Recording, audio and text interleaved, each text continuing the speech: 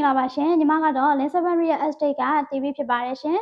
channel မြေပေါ်ယူတော့မယ်ဆိုရင်ကိုဝယ်ထားတဲ့မြေပေါ်မှာအိမ်ဆောက်လို့ရလားမရဘူးလားဆိုတာကအရေးကြီးဆုံးအချက်ပဲဖြစ်ပါတယ်